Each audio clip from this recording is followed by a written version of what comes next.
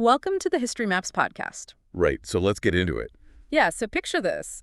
You field an army of nearly 30,000 men to defend your homeland. You outnumber the invading force by, at least 2 to 1. A massive advantage on paper. Exactly. You take the field, you draw your lines, and you prepare to crush the enemy.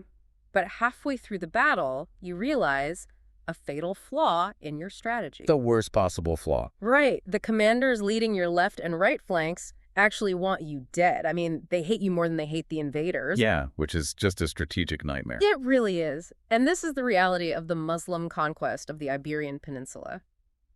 Today, we're doing a deep dive into a highly concentrated window of time. We are looking specifically at the years 711 through the 720s, and this is a core installment of our Islamic history series. And our mission here is to dissect the mechanics of a collapse. Right, because we want to break down exactly how a centuries-old kingdom fell apart in a matter of months. Yeah, it offers a shortcut for you to understand the really complex forces, like shifting climate patterns and elite factionalism. Forces that literally redrew the map of medieval Europe. So to understand how a state can be dismantled that swiftly, we really have to look at the internal architecture of that state before any external threat even arrives. Precisely. The Umayyad invasion forces, they didn't strike a fortified, unified monolith in the year 711. Not at all. They collided with a society that was already, fracturing under severe systemic stress. The Visigothic kingdom had controlled the Iberian Peninsula since the 5th century. So they were a very long-standing political entity. They were. But by the dawn of the 8th century, the structural integrity of their governance, their economy, and their social cohesion was deeply, deeply compromised. Okay, let's unpack this. Because when reviewing the sources on the state of Hispania, the dynamic kind of reminds me of a massive, ancient oak tree. Oh, that's a good way to look at it. Right, because if you look at it from the outside, it appears imposing. It has an expansive canopy covering the entire peninsula, thick roots, a massive trunk. But internally? Internally, it has been entirely hollowed out by rot. So it can stand on its own in calm weather, but the moment a strong wind hits, it isn't just going to lose a few branches. No, the entire structure is going to splinter into pieces. Exactly. And the historical data really supports that assessment. The core of this systemic vulnerability was political. And, it was baked directly into their legal framework. Which is the crucial part. Yeah. The Visigoths operated under an elective monarchy. This was a system codified in their body of law, which is known as the Lex Visigothorum. Which is very different from what we usually think of with medieval kings. Right. Unlike a strict hereditary succession where the crown just passes automatically to the monarch's eldest child. Which creates a predictable continuity of government. Even if it's flawed, it's predictable. Exactly. But the Visigothic nobility, they treated the throne as an open contest. Every single time a king died, the leading aristocrats and bishops, they just vied for power. So the kingship was viewed as a prize. Yeah, a prize to be captured by the strongest faction, rather than some permanent institution belonging to a single dynasty. Which creates a system where every powerful noble is just constantly calculating their odds of taking the throne. Always plotting. Right. Instead of working together to strengthen the state, they're constantly stockpiling resources and, political favors for the next succession crisis. And that perpetual opportunism, it inevitably leads to civil strife. The system effectively incentivized rebellion.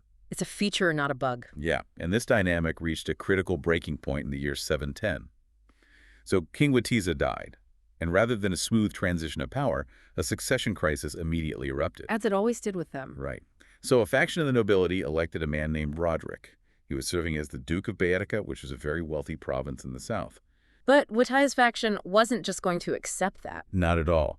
Witiza's faction, which actually included his son, Aquila II, vehemently rejected this outcome. Because Aquila II controlled significant territories in the northeast, right? Like up in Septimania. Yes. And he and his supporters, they viewed Roderick as an illegitimate usurper. Consequently, right on the eve of a massive external invasion, the military and political resources of the Visigothic state were actively turned inward. They were fighting a civil war. Exactly. So the political trunk of the tree is rotting. But the sources also highlight a severe environmental and economic collapse happening at the same time. It's a perfect storm. Yeah. It wasn't just wealthy nobles fighting over a crown. The actual foundation of the society was failing. The environmental data from this period is highly significant.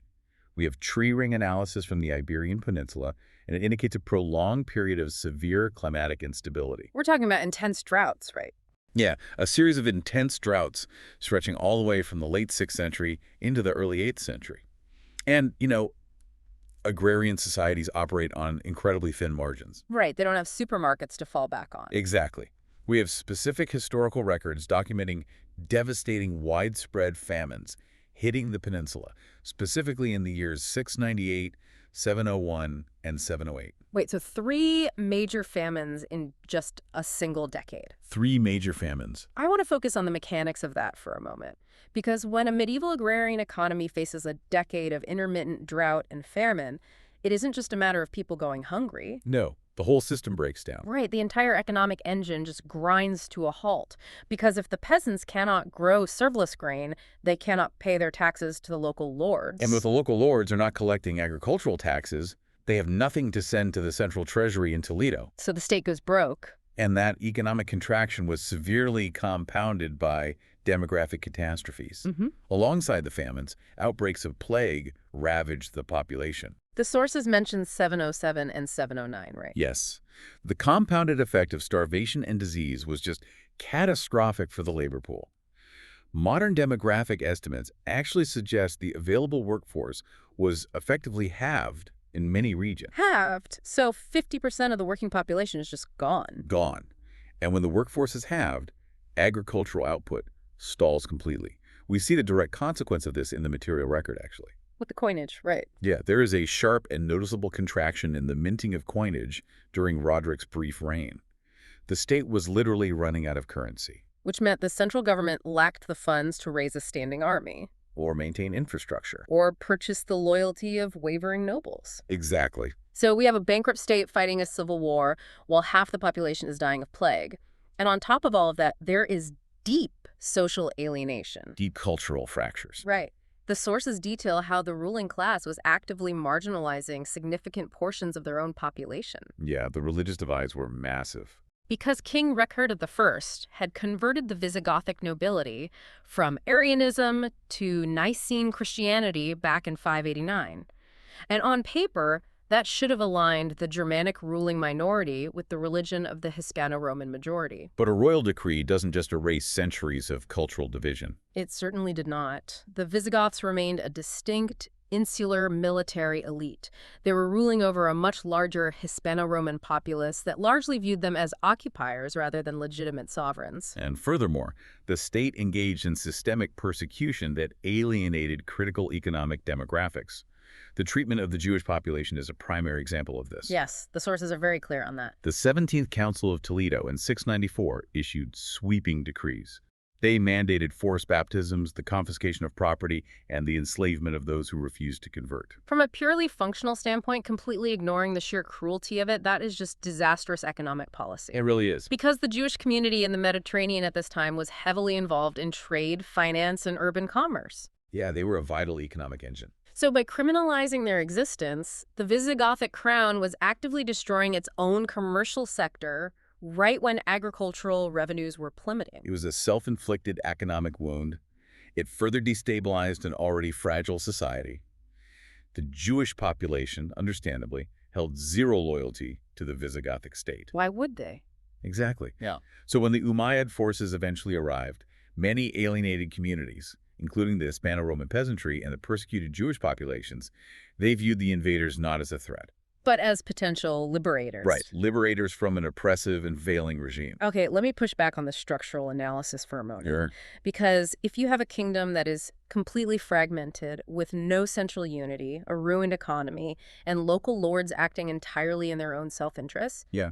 part of me thinks that might actually make it harder to conquer. I mean, if there is no single unified leader who can just surrender the entire country, wouldn't an invader be forced to fight 100 separate, grueling local wars to pacify the peninsula? That's a logical assumption. Right. But it relies on the idea that those local lords would actually choose to fight. The reality of the Visigothic military structure created a very different outcome. How so? Well, the Visigothic state did not possess a professional, centralized standing army paid by the royal treasury. Because of the economic contractions we just talked about. Exactly. They relied entirely on a levy system. Troops were raised, equipped, and commanded by local aristocratic lords. Okay. And these levies were loyal to their specific local duke or count, not to the concept of the Visigothic state, and certainly not to a king they might view as a usurper like Roderick. So the military power is entirely decentralized and held in the hands of men who are actively fighting each other. Correct. When the kingdom is fractured by a succession dispute, those local lords withhold their troops. They prioritize conserving their own strength to protect their local power bases from their Visigothic rivals. That makes sense. They want to keep their powder dry. Right. They have no incentive to risk their personal levies defending a central government they feel no loyalty toward. Therefore, if an invading force can just eliminate the king and his immediate circle of loyalists in a single, decisive engagement. The entire system collapses. Exactly. There is no secondary defense network. The local lords, lacking a central authority to organize them, will default to negotiating for their own individual survival rather than mounting a unified resistance. And because those local levies were withheld, the southern coast of the peninsula was left completely unmonitored. Wide open. And, in geopolitics, a vacuum never stays empty for long. Across the Strait of Gibraltar, a rapidly expanding empire was already watching that unprotected coastline. Yeah, so we have to shift our focus to the Umayyad Caliphate, which was ruled at this time by Caliph al-Walid, the first in Damascus. And their expansion across North Africa had been relentless. It had. Their motivations for crossing into Iberia were a synthesis of ideological imperative and stark pragmatism. Ideologically, the concept of jihad provided the framework for expanding the realm of Islamic governance. Right. But pragmatically, the Iberian Peninsula represented a highly desirable target. It promised agricultural wealth, the hoarded gold of the Visigothic treasury, and a new source of slaves to feed the imperial economy.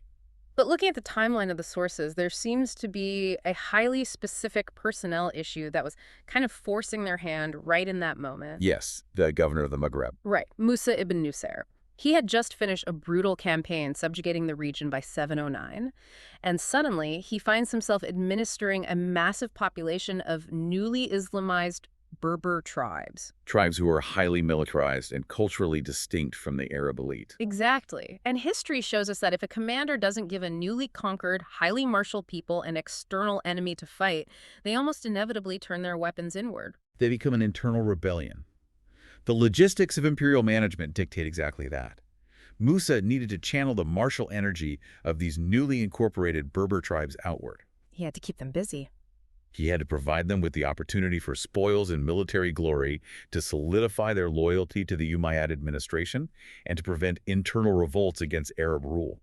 So a cross-strait invasion into a divided, wealthy kingdom provided the optimal pressure valve. It was the perfect solution to his problem. But they don't just launch an armada blindly, right? They test the waters first. Oh, absolutely. Preparations began with a very calculated reconnaissance mission. In the summer of 710, Musa authorized a Berber commander named Tarif ibn Malik to cross the strait with a highly mobile probing force. How big was this force? Approximately 400 infantry and 100 cavalry. And from July to August of 710, they raided the southern Iberian coast around Algeciras for 9 days. What strikes me about this raid is the absolute silence from the Visigothic side. 400 infantry and 100 cavalry is not a subtle operation. No, it's an invasion force, albeit a small one. Right. They were pillaging the coast for over a week, and the Visigothic response was non-existent. Yeah, Tarif returned to North Africa with spoils and reported that they had encountered zero organized military resistance. Wow. That intelligence was critical. It proved beyond a doubt that the Visigothic state was either entirely unaware of its southern vulnerabilities or just completely incapable of deploying troops to defend them. The peninsula was exposed. Completely exposed. Which brings us to the logistical bridge of this invasion, and honestly, one of the most famous figures in this whole narrative, Count Julian of Ceuta. Yes, Julian. The sources describe Julian, or Ilian, as a Christian ruler holding the port city of Ceuta on the North African coast. He is essentially a remnant of the old Byzantine exarchate of Africa. A solitary Christian outpost surrounded by the Umayyad expansion. Exactly. Now, the legend that gets repeated endlessly is that Julian actively betrayed Hispania and invited the Muslims to invade because the Visigothic king Roderick raped Julian's daughter, Florinda. Ah, yes. The Legend of La Cava. Right. But analyzing the historiography, I really have to push back on this. It reads exactly like a moralizing soap opera invented long after the fact to explain a catastrophic defeat. A critical examination of the primary texts validates your skepticism perfectly.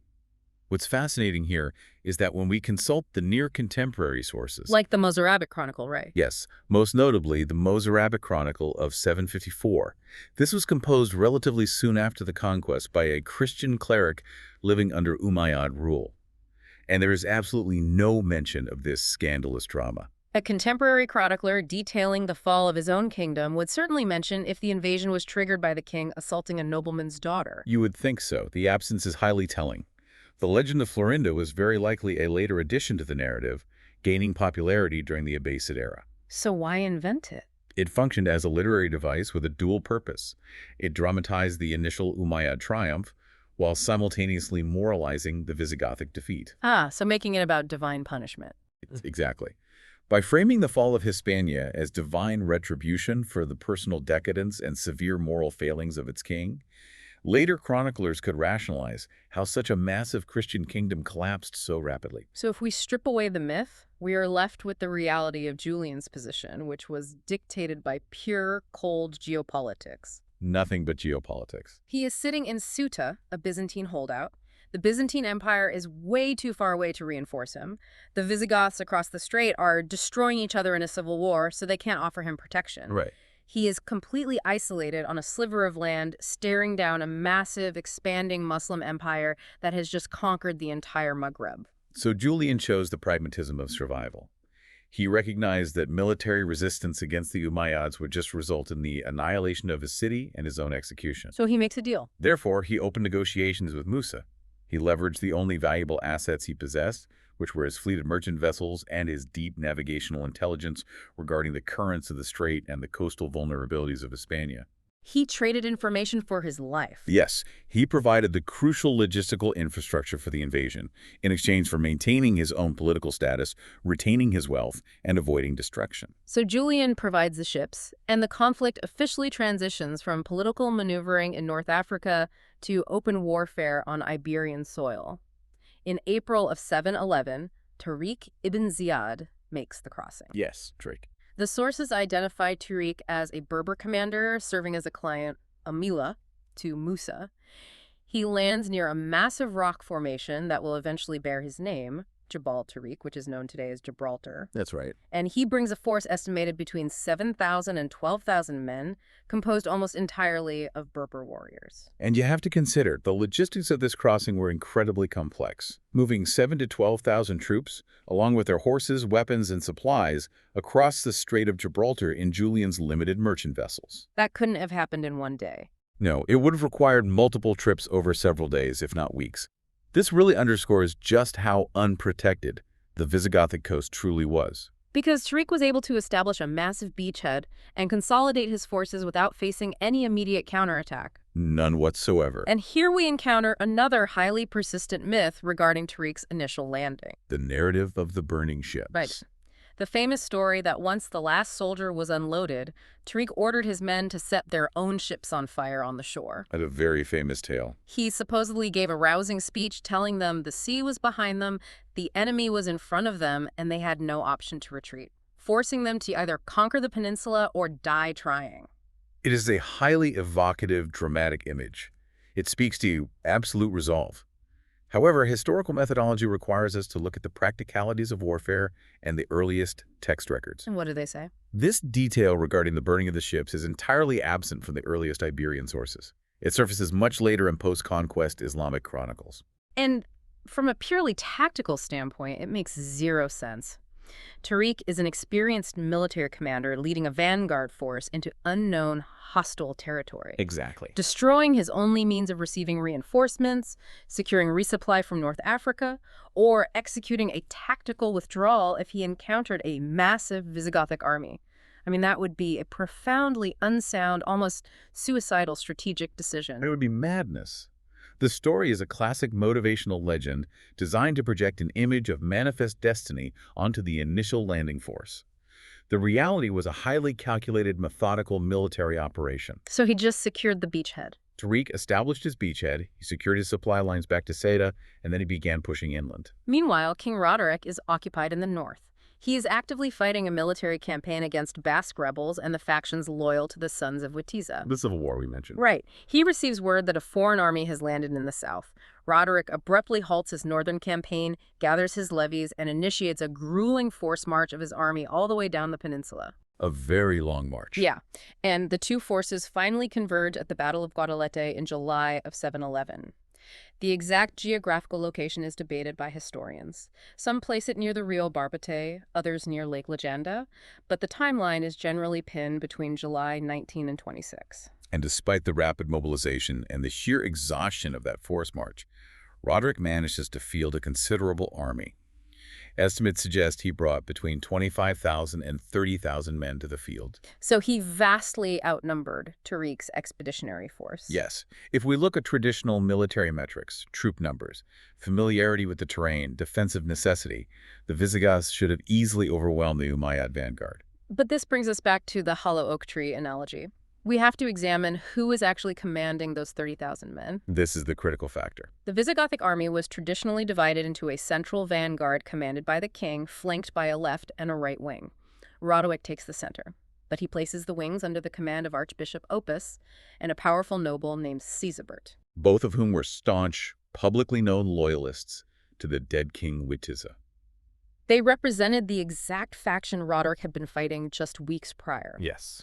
Roderick essentially brought his bitterest political enemies to the battlefield, armed them, and handed them command of his flanks. I understand needing manpower, but why would a seasoned military commander take a risk like that? It speaks to the desperate nature of the Visigothic levy system we discussed earlier. Roderick did not have 30,000 soldiers personally loyal to him. Right, he just had his retinue. He had his own retinue, and then he had the private armies of the nobility. So to face an external threat, he had to summon the entire realm, which meant summoning his rivals. He had no choice. He likely gambled that the existential threat of an invading Muslim army would temporarily unite the Christian nobility. He assumed that Opus and Sigisbert would defend their own lands and the broader kingdom before they would settle a domestic political score. That gamble failed catastrophically. It did. As the battle joins and the lines clash, the Visigothic wings do not hold. The sources indicate that in the heat of the engagement, the forces under Opus and Sigisbert either deserted the field entirely, intentionally opening the flanks, or they actively turned their weapons against Roderick's center. It was a fatal betrayal that instantly shattered the structural integrity of the Visigothic army. The command structure just collapsed. So Roderick is trapped. The center, suddenly surrounded and fighting on multiple fronts, broke ranks. A chaotic rout ensued. The Umayyad cavalry exploited the confusion, cutting down the fleeing Visigoths. And Roderick himself. In the ensuing slaughter, King Roderick himself was killed.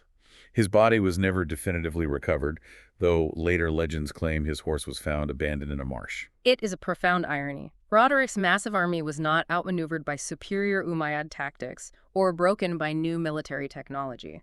The kingdom fell because the Visigothic nobility prioritized their own petty factionalism over the survival of their state. They played themselves. Exactly. Opus and Sigisbert likely thought they were playing a local political game. They thought they could let the Berbers eliminate Roderick, and then they could step in, defeat the weakened invaders, and place Witiza's son on the throne. But they miscalculated terribly. They didn't realize they were handing the entire board over to an outside power that had absolutely no intention of leaving. The betrayal at Guadalete really highlights the fatal flaw of prioritizing immediate political opportunism over long-term strategic security.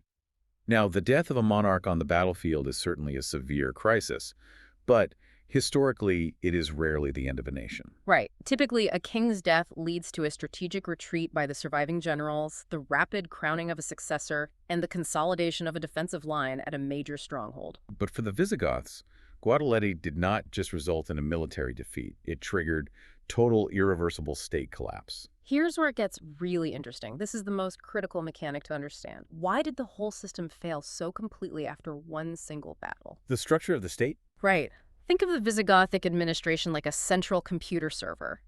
The entire apparatus of government was top-down, hyper-concentrated in the person of the king and his immediate retinue of loyal nobles. Yes. When Roderick and his core loyalists were wiped out at Guadalete, it wasn't just a military loss. The entire administrative network went offline. There was no backup server. Exactly. Because of the decentralized, self-serving nature of the local lords, there was no localized system ready to take over the functions of the state. And that structural failure allowed the invasion to accelerate at an unprecedented rate. Tariq, recognizing the absolute vacuum of central authority, did not hesitate. He capitalized on the momentum. He didn't just slowly pacify the countryside. No, rather than slowly pacifying the southern countryside, he marched virtually unhindered directly toward the Visigothic capital of Toledo, which is located in the center of the peninsula. And Toledo, the capital of a kingdom that had stood for centuries, doesn't even put up a fight. It surrenders in late 711. It surrendered because the surviving Visigothic elites inside the city recognized that the central state no longer existed to reinforce them. They were on their own. Right. Their calculus immediately shifted. Their primary objective was no longer defending the abstract concept of the Visigothic realm. It was retaining their personal estates, their wealth, and their social status. So they just gave up. They chose to negotiate treaties with Tariq, submitting to Umayyad authority rather than risking the total confiscation of their property in a siege they knew they lacked the manpower to withstand. And the rapid success of this vanguard force catches the attention of the man who ordered the reconnaissance in the first place. By 712, Musa ibn Nusayr realizes just how deeply Tariq has penetrated the peninsula. The operation was far more successful than anticipated. So Musa crosses into Iberia himself, bringing a massive reinforcement army of roughly 18,000 troops, who are predominantly Arab.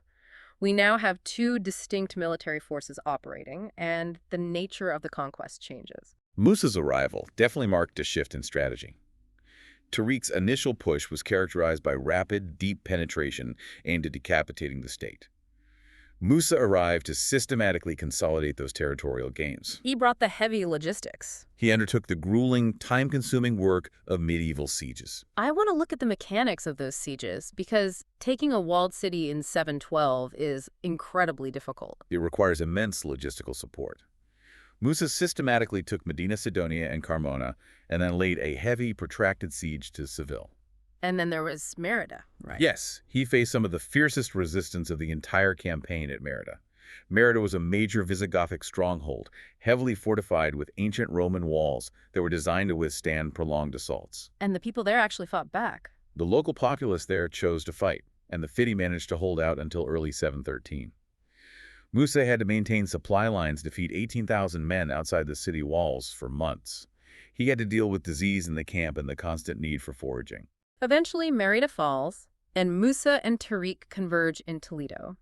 This meeting highlights the immense transfer of wealth that was occurring, doesn't it? Oh, absolutely massive wealth. Because Musa formally claims the Visigothic royal treasury. The sources detail incredible spoils being inventoried. Most famously, the legendary gold table of Solomon, a relic supposedly brought to Rome from Jerusalem and eventually acquired by the Visigoths. Quite the prize. After securing this central wealth, Musa directs his Arab forces northeast toward the Ebro Valley, taking Zaragoza in 714, while Tariq works on securing other territories. What we observe throughout this rapid expansion is a textbook application of asymmetric aggression combined with diplomatic pragmatism. What do you mean by that?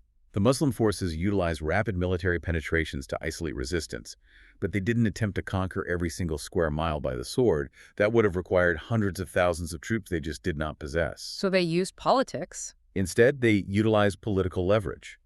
The Pact of Theodemir, signed in 713, is a prime example of this strategy. Okay, let's break down that treaty. Theodemir was a local Visigothic lord controlling territory in the southeast, around modern-day Murcia. Right, and the Umayyads recognized that fighting a protracted guerrilla war against Theodemir in difficult, rugged terrain would drain resources and stall their momentum. It wasn't worth the fight. Instead, they offered a negotiated settlement. Under the Pact of Theodemir, he was allowed to keep his lands, maintain his administrative autonomy over his subjects, and practice his Christian religion without interference. In exchange for what, though? In exchange for formally recognizing Umayyad overlordship, swearing absolute loyalty, promising not to aid any enemies of the Caliphate, and paying an annual tribute known as the jizya. It's an incredibly effective administrative shortcut. I mean, by signing this treaty, Theodemir essentially becomes a tax collector for the Umayyads. Precisely. The Umayyads secure a border region, they guarantee a steady stream of revenue, And they don't have to leave a garrison of 1,000 soldiers behind to police the area. You fight where you must, but you negotiate where you can. It's brilliant statecraft. By 718, through a combination of field victories, sieges, and these pragmatic treaties, the military conquest of the peninsula is largely achieved. They rename the territory al-Andalus, but they quickly discover that governing this newly conquered province is far more complex than dismantling the old one. The primary source of instability in early al-Andalus was not external Christian resistance, but the deep internal divisions within the conquering forces themselves. As the soldiers. Yeah, the army that conquered Hispania was ostensibly united by faith, but it was deeply fractured by ethnicity and a strict social hierarchy maintained by the Umayyad administration. We discussed earlier how Musa needed to channel the martial energy of the Berbers. Now that the conquest is largely complete, how does an army that just achieved one of the most stunning military successes of the era turn on itself? Well, the conflict was rooted in the distribution of the spoils and the allocation of land. It usually is. The Arab elites, who arrived largely with Musa in 712 and in subsequent waves of reinforcement, they utilized their proximity to the Caliphate administration to monopolize the most fertile agricultural lands. So they took the best spots. They claimed the rich estates in the Guadalquivir Valley and took administrative control of the major urban centers, particularly Córdoba, which offered comfortable living and access to trade wealth. While the Berbers, the very troops who made up the bulk of Tariq's initial invasion force, the men who formed the vanguard, executed the landing, and did the heaviest, bloodiest fighting against Roderic's army at Guadalete.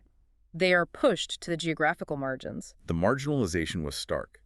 The Berber troops were largely relegated to garrison duty in the harsh, mountainous, and significantly less agriculturally productive northern regions of the peninsula, places like the areas bordering the Cantabrian Mountains. That's rough terrain. And furthermore, they were subjected to systemic economic inequality.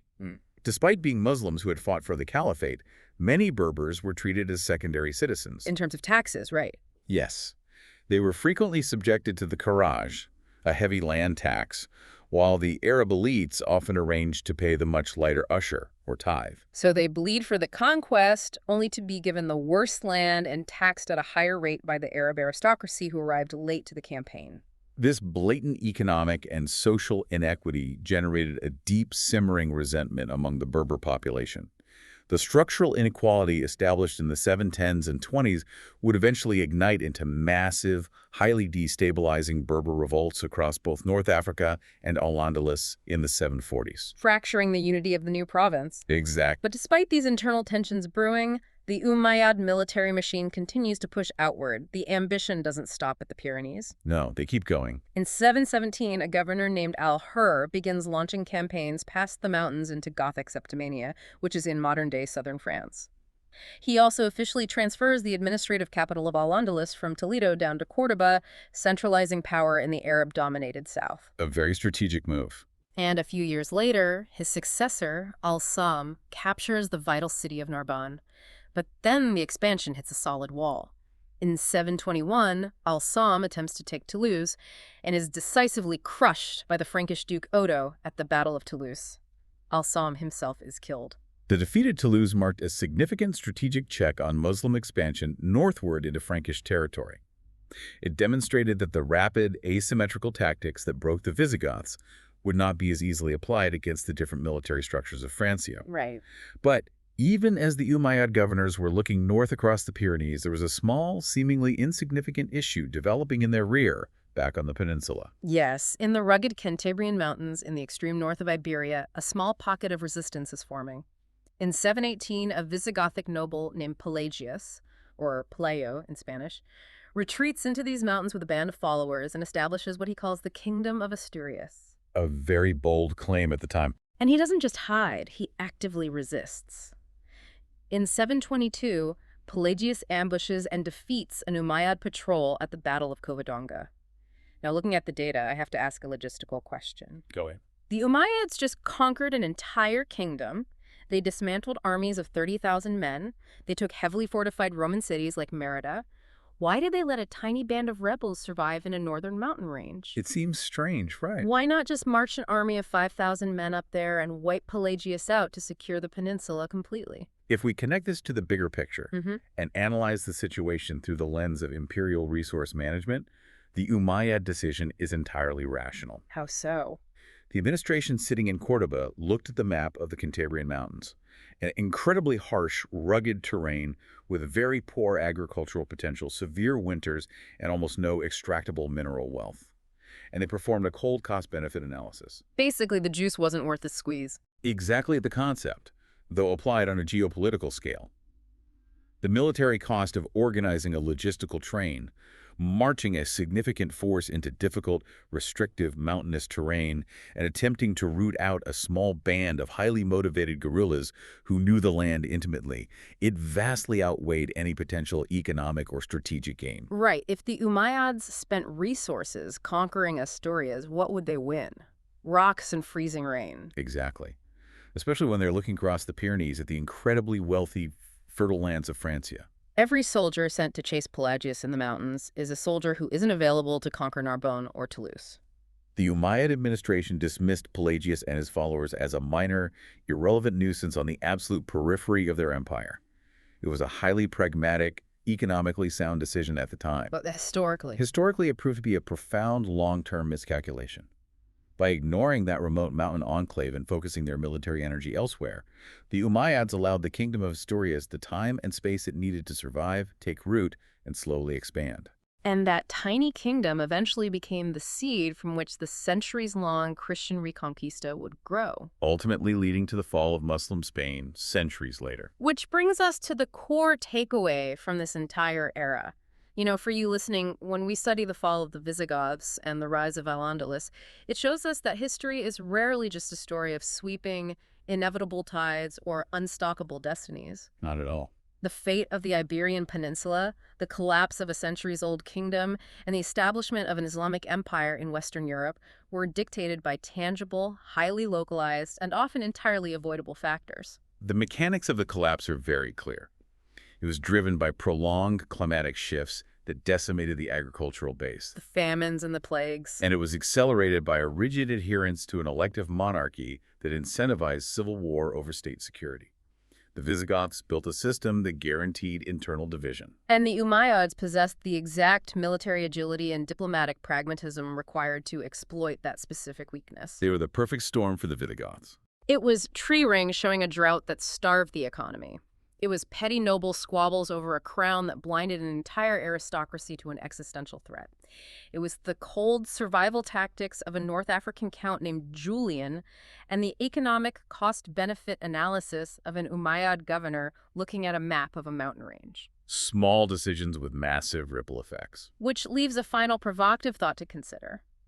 We have seen how the elective monarchy of the Visigoths directly fueled the factionalism that caused Oppas and Sigisbert to betray Roderick at Guadalete. Right, the fatal flaw. If the Visigoths had codified a strict hereditary succession, if there was never a dispute over Witis's death, and Roderick had commanded a truly unified nobility with no internal enemies, would that united front have easily repelled Tariq's initial landing on the beaches of Gibraltar? That's the big question. If the Visigothic oak tree hadn't hollowed itself out, would the Islamic history of Spain have ever happened at all? Or would the borders, the culture, and the very languages of modern Europe look entirely different today? It is a counterfactual that really underscores how the internal legal mechanics of a single kingdom can inadvertently alter the trajectory of continents. Thank you for listening. History Maps. Learn history visually.